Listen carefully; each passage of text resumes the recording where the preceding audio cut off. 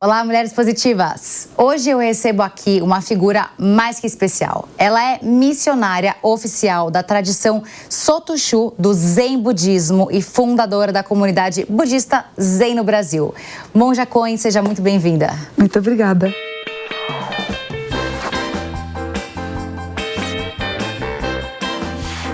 Mulheres positivas.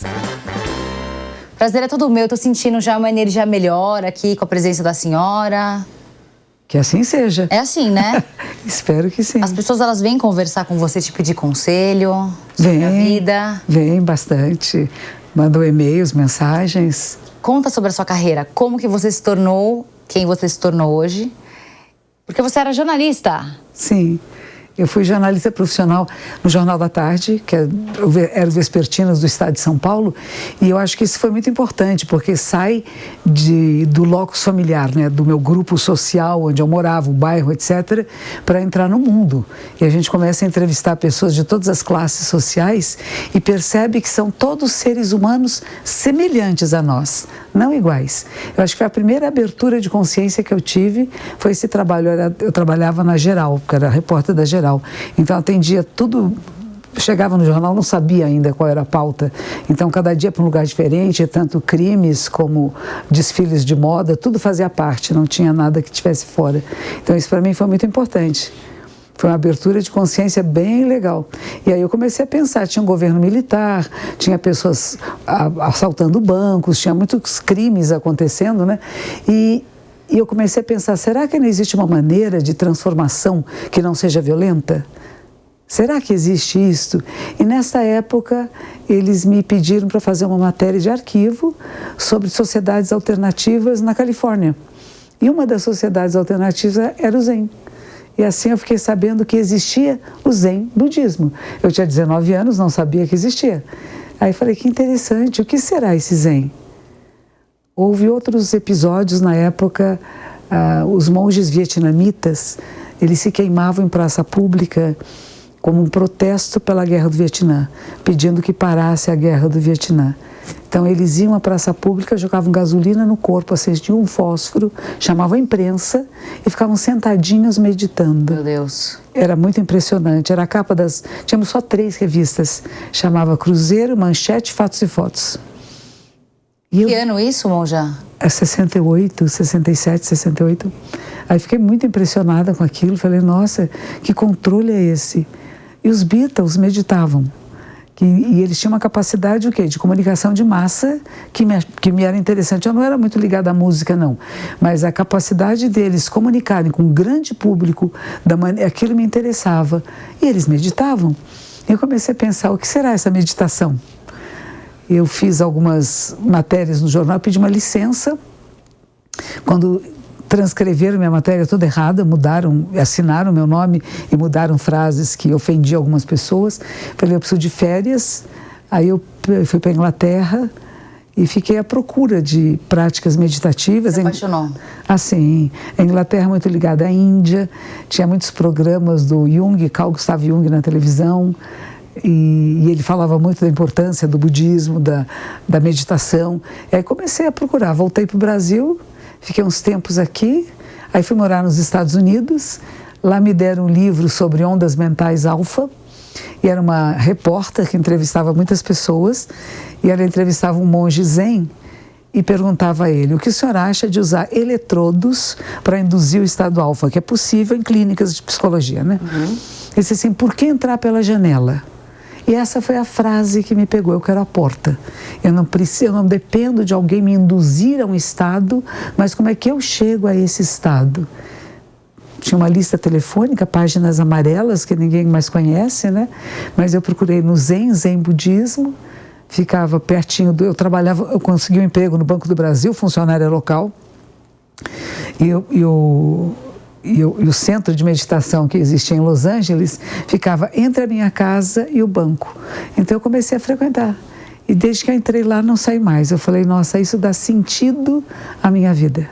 Eu quero conseguir meditar, Monja, mas eu tenho uma dificuldade enorme de manter o foco. O que você diria para uma pessoa como eu, que quero meditar, mas não consigo chegar nesse estágio? Não, quando eu comecei eu não mantinha foco nenhum, era um Também horror. Não, imagine. Eles diziam assim, então você conte de 1 a 10, mas não pode perder a contagem. Se perder, volta para o 1. Eu chegava no 13 e tinha que voltar para o 1, porque eu já tinha percebido pensamentos. Isso. O que Não a gente, normal, não precisa sentir uma derrota. Não, a mente é incessante e luminosa. E o que a gente percebe na prática meditativa é que a gente nunca para observar propriamente. Você fala, nossa, quanto movimento, que bonito, não é feio. E a gente começa a descobrir que entre um pensamento e outro há uma pequena pausa, como na fala. Há pequenas pausas entre uma palavra e outra. Senão fica tudo grudadinho, né? Então, a mente é a mesma coisa. No começo, a gente só percebe essa multidão de inputs, de provocações, né? E, de repente, você começa a perceber que entre um e outro há espaços. E você olha mais os espaços do que os pensamentos em si. E aí você vai adentrando num outro nível de consciência. Mas leva algum tempo. É só insistir. Eu comprei um reloginho, eu ponho em frente na minha casa, porque eu não queria meditar com o grupo se eu não conseguisse, né? Eles sentavam por 35 minutos. Aí eu ponho um reloginho, os 5 minutos não passavam. Parecia que aquele relógio não andava de jeito nenhum. E a cabeça a mil. Aí quando eu consegui sentar 15 minutos sozinha em casa, eu fui na comunidade e aí foi fácil, porque as pessoas à nossa volta nos facilitam o processo meditativo. Mas, Monja, quando que você percebe que você está de fato meditando? O que você tem que estar sentindo? O seu cérebro tem que estar focado na respiração? É um dos focos. Tudo que você estiver fazendo, desde o momento que você diz, eu vou sentar e meditar, é meditação. Desde que você pensou, eu quero meditar, já estou no processo meditativo. Não existe um ápice, mas pode-se chegar a pontos extremos de noção do não eu e que eu estou em relação a tudo que existe, que eu sou esse todo manifesto. Mas isso leva algum tempo. No começo a gente só percebe que tem pensamentos, que tem pausas, que tem sentimentos, tem emoções e como é que a gente lida com elas. Quanto tempo leva é para cada um de nós, não é igual. Não somos todos iguais, nós todas somos um pouquinho diferentes uma das outras, passamos por experiências diferentes, estamos em níveis de procura diferentes. Para mim era muito importante encontrar esse estado chamado de Zen, né? Um estado de paz, de tranquilidade. Então eu insisti muito, eu tinha dificuldade em sentar em lótus completa e forcei muito a minha perna, acabei até machucando o joelho, mas consegui. Fiz retiros de 7 dias e 7 noites, bem longos. De silêncio. E nos Estados Unidos são todos muito sérios, né? Você, na comunidade, ninguém olhava para ninguém. Silêncio é isto. Você não olha para ninguém, você mantém os olhos baixos, caminha com a mãozinha junta assim, não senta no seu lugar, faz uma reverência e fica sentadinha. Aí toca um sino, anda um pouquinho também em silêncio, come em silêncio. Então foi muito interessante. Uma das coisas que eu não tenho a memória completa de tudo isso, que foi há muito tempo atrás, mas uma das coisas que eu percebi é que eu fiz uma revisão na minha vida. É como se eu revisitasse momentos da minha vida, alguns dramáticos e outros não, que estavam muito fortes, gravados em mim, que eu tinha esquecido. E nesse processo de 7 dias sentado, eles começam a surgir. E quando eles surgiram, o que eu percebi também é que eu não tinha rancor de nada nem de ninguém, porque tudo o que aconteceu fez com que eu me tornasse quem eu era e onde eu estava naquele momento. E eu estava vendo esse passado, não vivenciando de novo, mas agora, de um outro estado, de um outro lugar, observando o que aquela menina passou, o que aquela adolescente passou, e tudo aquilo fazia parte da minha história, que me fazia chegar a ser quem eu era naquele instante. E esse é o processo da nossa vida. Então, às vezes as pessoas têm um trauma do passado e toda hora eu volto para lá. Não volte para lá naquele instante, volte de agora e veja o que foi aquela cena. E se aquilo não tivesse acontecido, você não seria quem você é agora. Sem dúvida. Então há uma mudança de perspectiva nesse olhar. E Monja, e daí disso para você se tornar uma monja de fato, como é que foi o processo? Não, eu gostei tanto das práticas meditativas e achei que aquilo era tão importante na minha vida que eu fui ao professor e falei para ele, eu quero me tornar uma monja. Aí ele disse a palavra em inglês, eu falei nun, que seria uma freira, uma madre, né? E ele disse assim, eu não tenho nuns aqui, só tenho monks. que a palavra em inglês monk é tanto Monja. feminino como masculino. Eu falei, então eu quero me tornar um monk, né? Uma monja. Ele falou assim, ainda bem, porque não fazia diferença, não faço discriminações entre homens e mulheres. Na minha ordem, são todos seres humanos e são tratados da mesma maneira. Eu falei, é isso que eu quero. Aí ele me disse, mas você vem de uma família católica, você não conhece o budismo. Eu falei, aprendo. E a minha mãe, no Brasil, que eu telefonava de vez em quando, e eu contei a ela que eu queria me tornar monja. Ela disse, mas que absurdo, minha filha. Isso deve ser lavagem cerebral. Por que você não se torna uma freira católica, se a sua intenção é a vida religiosa? Nós somos católicos aqui. Mas minha mãe era uma pedagoga e muito interessada em psiquiatria, psicologia, psicanálise. E ela leu um livro do Erich Fromm que chamava O Zen e a Psicanálise. E lendo esse livro, o Erich Fromm falava muito bem do Zen. E ela falou assim, bom, se o Erich Fromm, que é um autor que ela respeitava, achava que o Zen era uma coisa boa, ela me abençoou, disse, pode continuar. E, monja, uma pergunta absolutamente ignorante. Qual a diferença de uma nun e de um monk, né? Ou de uma monja e de uma freira. freira. A freira não pode oficiar cerimônias religiosas. Uma freira geralmente não tem discípulos homens. Uma freira, como na Igreja Católica, que são as da Igreja Católica, são pessoas que são limitadas nas suas funções religiosas, porque a Igreja não permite que mulheres tenham certos privilégios ou certas funções. Tem machismo lá também. Então, no seu caso... No budismo não tem. No budismo só tem monks. Em inglês depende se é homem ou mulher. Homem ou mulher. E quais são suas responsabilidades sendo uma monja? As mesmas de um monge, mas claro que, vivendo no Japão, tendo estado lá, que não é os Estados Unidos, onde há maior equidade entre homens e mulheres, a gente percebe que os templos que são liderados por mulheres são menores, têm menos poder político, econômico e político na sociedade, mas existem e são permitidas a ter todas as funções que um monge homem tem. E quais são as funções aqui? Para alguém que é leigo, que não tem ideia do que seja essa profissão. Ordenações monásticas, dar ensinamentos, fazer casamentos, fazer preces memoriais, enterros, preces pela vida. Então é uma vida dedicada à comunidade. Não é uma vida que você dedica a si. A meditação faz parte do processo, mas você não passa o dia inteiro meditando, são só nos retiros que nós fazemos. Fora disso, você tem que estar a serviço da comunidade. Então, se uma pessoa telefona, você atende. Mas você é remunerada por quem hoje? Pela comunidade. Pela comunidade. E por palestras que eu faço. Por palestras. Porque agora as palestras que eu faço sustentam a comunidade. Que a comunidade é pequena. O grupo não chega a 200 pessoas que dão sustentação à comunidade e eles não têm meios de dar muito dinheiro. Então, para manter uma casa que é alugada, nós compramos um terreno. Eu fiz cursos online IADs e entrou um dinheirinho. Sim, claro. E eu falei com esse dinheiro, vamos comprar um terreno. Encontramos um em Campos do Jordão, porque é a cidade mais alta do Brasil e tem o ar mais puro que existe aqui em São Paulo. Então, compramos um terreno lá, conseguimos construir a laje do chão e agora vamos fazer uma campanha para levantar as paredes e completar. Vai ser pequeno, não é muito grande, mas é uma propriedade que é da comunidade, quanto à casa que eu estou alugada. E, monja, a comunidade de budistas hoje no Brasil circula entre quantas mil pessoas? Já fizeram algumas enquetes sobre isso e não chega a 1 milhão de pessoas, talvez a 700 mil, é pequena. Ela ficou mais ligada àqueles que vieram do Japão para cá, a comunidade japonesa. Mas essa comunidade japonesa, desde que chegou aqui, a segunda geração já foi batizada. E já entrou, então já saiu do budismo. Ainda fazem missas memoriais pelos avós, mas não praticam muito o budismo. São poucos os que praticam. E o budismo está mais relacionado agora com brasileiros, ou seja, de todas as etnias, não só as japonesas, que praticam e se interessam pelo autoconhecimento. Monja, eu não quero fazer spoiler da sua palestra, mas alguns ensinamentos que te fascinam e que você gosta de passar através da sua palestra, que você gostaria de dividir aqui conosco. Eu gosto de dizer para as pessoas, acorda, desperta. A vida é tão breve, é tão curta, né? A gente vive quase, pouquíssimos vivemos mais do que 100 anos.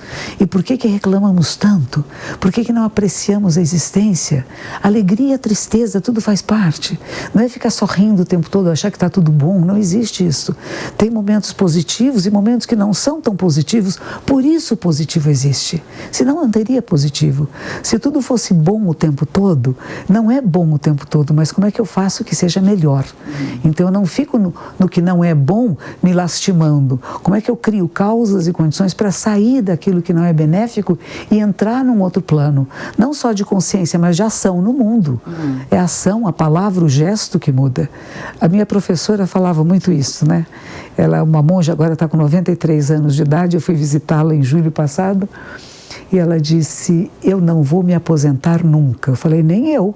Enquanto a gente puder falar com as pessoas, estimular as pessoas a conhecer a si mesmos e conhecer e procurar meios de fazer com que a vida no planeta seja melhor, isso não tem fim. Não, sem dúvida. Não, e até seu nome que você escolheu, né? Coen significa um círculo só. Como é que foi a escolha desse nome? Não fui eu que escolhi, foi meu professor. Quando a gente recebe os preceitos, receber os preceitos é isso, eu me comprometo a uma vida ética. Não vou matar, não vou roubar, não vou abusar da sexualidade, não vou mentir, não vou negociar intoxicantes, não vou falar dos erros e faltas alheios, não vou me elevar e rebaixar os outros, não vou ser movida pela ganância, não vou ser controlada pela raiva e não vou falar mal de Buda, Dharma e Sangha, que são nossas preciosidades.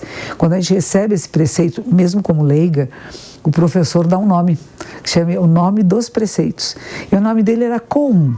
Co quer dizer só, um só. E um era nuvem, era como se fosse nuvem solitária. O professor dele chamava Haku-un, que era nuvem branca. Então, pegou um caractere do professor e dá para o aluno. E ele pegou o caractere dele de co, de só, monos, que seria em português, em latim, e pôs en. E en quer dizer círculo. No Zen, a gente trabalha muito com isso. Tinha um professor que sempre que ele ia fazer uma palestra, a primeira coisa que ele fazia era desenhar um círculo. Ele disse assim, tá aqui, já falei tudo. Ou seja, a circunferência que não tem nem dentro nem fora, que revela toda a vida assim como ela é. E veja, a reta é uma parte da circunferência. Então, quando fala da circunferência, quer dizer, está falando do todo. Um só todo. Um só círculo tem esse significado.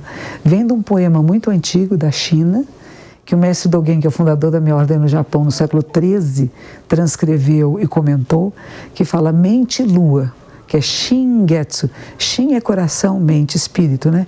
Getsu é lua. Shin-Getsu Koen, o poema começava assim.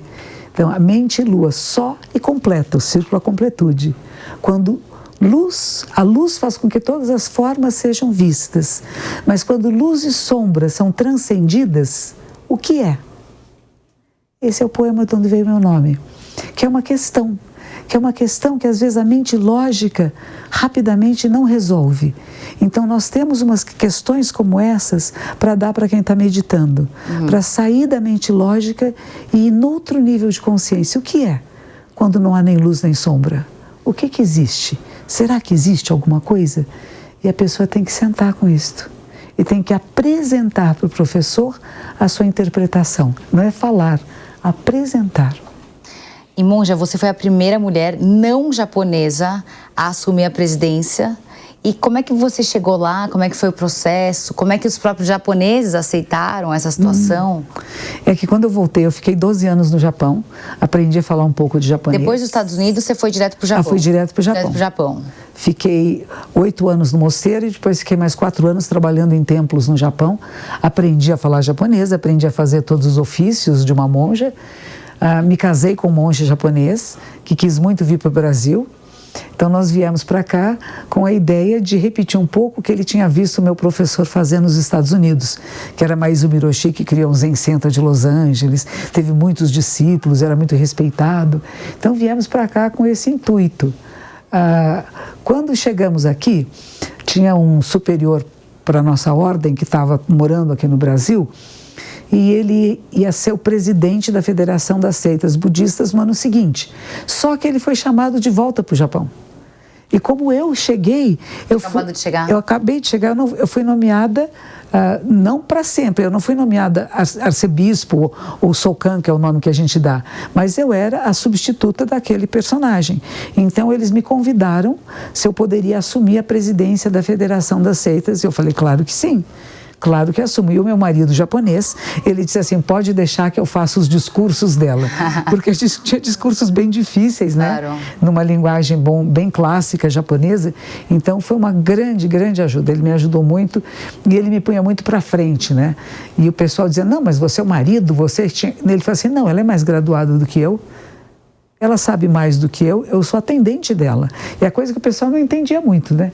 Mas durante muitos anos ele me deu um apoio muito bonito. A comunidade foi crescendo e a própria colônia japonesa, eles iam pedir serviços memoriais.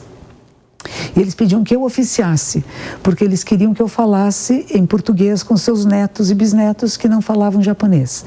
Então eu tive uma acolhida muito doce de toda a colônia japonesa. Brasileiros começaram a chegar porque eu fazia palestras em português e o templo cresceu, desabrochou. Foi uma coisa muito, muito bonita. Mas talvez tenha desabrochado, como minha superiora disse, rápido demais. Então sempre alguém que não gosta, alguém que quer tirar você. Teve a politicagem lá e contaram umas mentiras, eu tive que ir lá no Japão dizer que era mentira, o que tinham falado, enfim. Porque eles diziam que eu me passava por bispo, que eu nunca fiz, nunca passei. Teve um erro de uma reportagem que até o repórter escreveu dizendo, ela nunca falou isso, foi interpretação minha. Mas monja, como pode uma história dessas? Um monge que fez aí um voto de honestidade, de ética, vai lá e prejudica o outro. Foi o que aconteceu com você? Bom, não foi bem um monge, era um senhor leigo da comunidade. Porque ele havia cometido algumas coisas que não eram muito próprias e eu era testemunha. Nós tínhamos um terreno que a gente ganhou há muitos e muitos anos atrás, de uma senhora brasileira, e ele tinha raiva de brasileiros, ele era descendente japonês. Ele queria vender o terreno. Eu falei, então vamos visitar o terreno. Ele não pagou os impostos do terreno por muito tempo. Era um terreno pequeno, em 1.200 metros quadrados, 1.250, né? Fui lá visitar. E falei para ele, mas é ótimo. Não, mas é uma encosta. Eu falei, Campos do Jordão é tudo encosta. Era em Campos do Jordão, por coincidência, né? E ele então fez uma reunião da diretoria, que eram todos parentes dele, e resolveram que iam vender o terreno. Eu falei, escreva em ata que eu sou contra. Não adianta. E isso me tornou uma inimiga dele. Em qualquer posição que você decidir, monja, não monja, os inimigos vão tentar sempre vão te prejudicar. Não, tinha até uma senhora que era esposa do monge e que ela dizia para mim assim, isso não é templo para mulher, isso é templo para um homem. Eu falei, por quê? Olha o preconceito. Preconceito, de mulher para mulher. Machismo. Não, foi bem forte. Mas, monja, o que você diria para alguma mulher, alguma pessoa que está nos ouvindo e nos assistindo, que viveu uma situação parecida, que chegou num cargo muito bom e que foi prejudicada, que passou por situações aí onde inventaram histórias, ocorreram calúnias, para que essa pessoa possa sair dessa de uma maneira plausível, que não passe uma imagem de uma pessoa descontrolada, que possa zerar aí os problemas? Não fique remoendo. Eu sempre digo... Zerar os problemas é impossível, né? Mas sair de uma situação dessas... não ficar remoendo muito. Uma coisa importante que aconteceu comigo, que depois eles pediram que um monge japonês viesse assumir o cargo. Então veio um monge. Disse que precisava um monge japonês e mais velho. Eu falei, mais velho pode ser, eu não tenho muita experiência. Para ser japonês, então é necessário. E que fosse homem também não. Então eu falei, tem 3 discriminações nessa frase, mas tudo bem. Etarismo... machismo e preconceito. Isso. E ele chegou e disse para mim, eu sou um trator. Você sabe por que me mandaram aqui? Porque eu vou derrubar tudo que você fez. Eu falei, não acredito. Eu falei, o homem deve estar brincando, né? Não é possível, ele é meu superior. Ele não vai fazer isso comigo, né? Não vai fazer isso com a comunidade. Mas a comunidade ficou estremecida, né? Imagine, o Japão mandou uma pessoa aqui dizendo que ela não é capaz. Então, será que ela não é capaz? Será que a gente pensou que ela era e não é? Então, teve um certo movimento na comunidade de uma dúvida, né? E eu comecei a ficar muito incomodada com ele, né? Ele não me respeitava, ele entrava na minha sala de camiseta, que é uma coisa que no templo a gente não faz. Nem entre monjas a gente entra de camiseta para falar com uma com a outra. A gente põe uma roupinha, um casaquinho. E um dia eu estava muito brava com ele, e meu primo, que é o Serginho dos Mutantes, que é um guitarrista, que a gente brincava quando era criança, ele me telefonou, depois de muitos anos. Oi, prima, você está aí? Está tudo bem? Eu falei, tá, mas fulano de tal fez isso, fulano fez aquilo. Eu só falava do homem para ele. E ele disse para mim, prima, esse homem te pegou. Você está sendo controlada pela relação de afeto ou desafeto desse homem. Você tem que se libertar disso. Eu falei, mas como? Amando. Eu falei, você é católico, vem com a história de Jesus. Eu tenho que amar esse homem, amar seus inimigos. Esse homem me odeia, ele me trata mal, ele me rebaixa o tempo todo. Ele me faz publicamente fazer coisas de serviçal dele, é muito desagradável. Só existe este caminho. Como ele não estava envolvido na trama, eu falei, puxa, tem alguma coisa aí que ele falou que faz sentido. Será que eu sou capaz de entender um pouco por que eu sou uma ameaça para esse homem? Ele é meu superior, eu não seria ameaça a ele.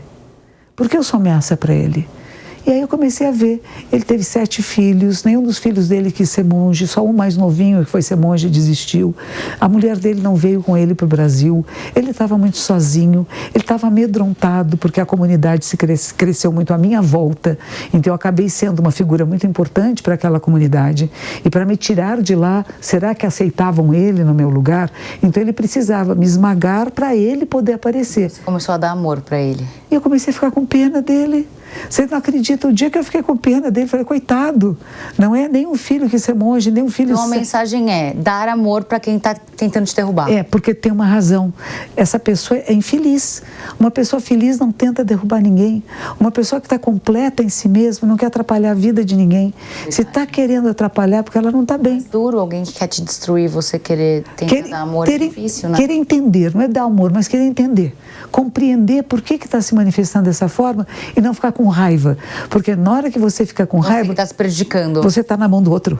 Ele te controla. Se você não gosta de mim, você vai me odiar e você está na minha mão. Mas se você ficar neutra, tanto que fala que o contrário do amor é a indiferença, né? Nunca raiva. É, então nunca... Aí parei de ficar com raiva dele.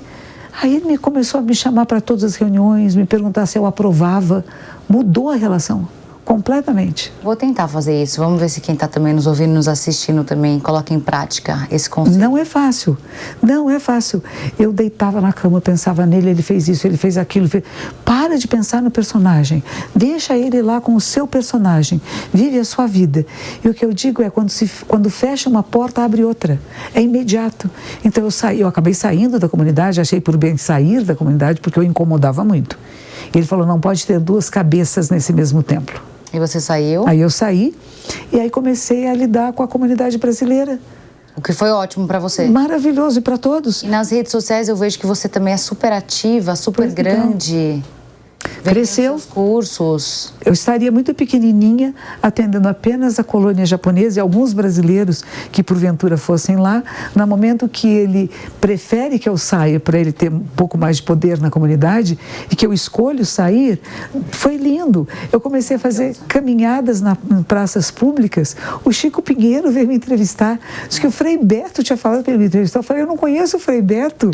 Então eu entrei numa roda de pessoas que são religiosas e que ficaram, de alguma forma, sabendo o que tinha acontecido e vieram me dar apoio. Entendi. Foi bonito, foi muito bonito. Bom, já nós temos mais 1 minutinho. Oi. Então, o que eu gostaria, por favor? Que você deixasse uma mensagem para quem está te ouvindo e te assistindo. Depois disso, eu queria que você indicasse um livro e um filme para que a gente possa aí aprender com você, com alguns conteúdos aí que possam ter te ajudado durante a sua vida. Então, o conselho, acorda, desperta. Acorda, abre os olhinhos, vê a realidade como ela é e atua de forma decisiva para que seja melhor. Não só para você, mas para nós. Sai do euzinho e entra no grande eu, que é o nós. Perceber que tudo está interligado, intercomunicando e que nós somos a vida da Terra. E nós, cuidando, somos cuidadas. Isso é o conselho fundamental para todos nós e que eu mesmo preciso me ouvir várias vezes por dia. Tem um filme que foi feito no Japão que chama Zen, que é a vida de Mestre Dogen. Ele está nas redes, passou no cinema muito pouco, mas o filme fala da vida do fundador da nossa ordem no Japão, é uma joia. É muito bonito, tem letrinhas em português para poder entender. Legendas? Legendas, é isso mesmo. É legendário e tem legendas esse filme. E o livro que eu mais leio e que eu mais gosto chama-se Shobo Genzo, quer dizer, Olho Tesouro do Verdadeiro Dharma. É um livro escrito por este mestre Dogen no século XIII, que é uma joia. Ele é considerado um místico realista, porque é a tal história, a transcendência é aqui, é na imanência, é no seu corpo, na sua vida e no dia a dia. Não é que eu vou meditar e vou sair da realidade, não. Eu vou penetrar essa realidade de uma maneira mais clara, mais lúcida, para poder atuar de forma melhor para o bem coletivo. Bom, já eu amei a sua história e para nós que te acompanhamos, que conhecemos a sua história e estamos aí na escalada aí da nossa carreira, é muito importante ver que uma pessoa como você também passou por uma situação dessas, onde inimigos tentaram te derrubar, inimigos tentaram te trair. É importante para que a gente possa entender que o que acontece conosco acontece inclusive com pessoas como você. Sim. Então, obrigada por dividir sua história maravilhosa. Continue nos inspirando. Parabéns pelo trabalho maravilhoso. E espero te receber novamente aqui na Mulheres Positivas. Uma alegria estar com vocês. Mulheres Positivas, conseguimos. Não desistam nunca. E a entrevista completa com a Monja Coen fica disponível gratuitamente no aplicativo Panflix para você ver e rever a hora que você quiser. Se você ainda não baixou, corre já para sua loja de aplicativos e faça o download. E até semana que vem com mais uma Mulher Positiva.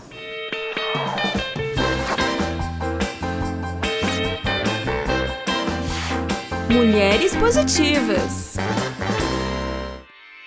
Realização Jovem Pan News.